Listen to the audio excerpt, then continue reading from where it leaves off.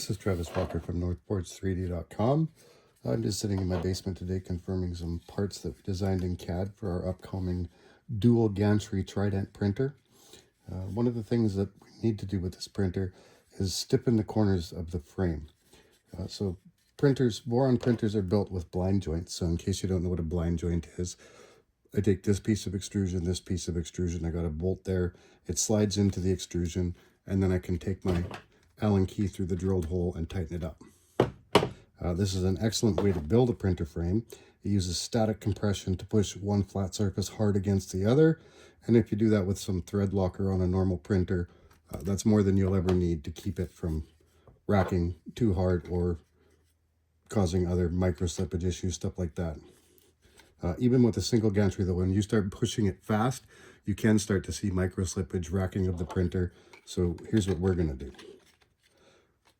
3 simple plastic brackets designed in CAD. Not a complicated piece at all, really. It took me 30 minutes to design it in Fusion 360 and maybe another hour to duplicate it and put it in place.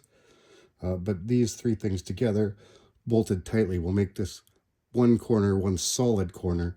So we reduce micro slippage, we reduce racking, we make the frame overall stronger. And then you can watch as we put this thing together. I'm going to do a CAD update next week.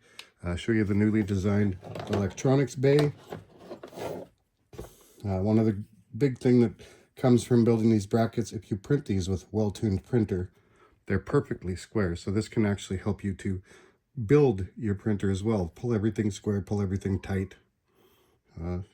Simple little bracket, easy way to stiffen a frame. If you want to watch as this thing comes together, we're going to build a dual gantry printer.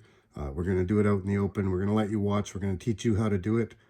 Subscribe to the channel. Head over to northports3d.com and subscribe, and you'll get updates as they come.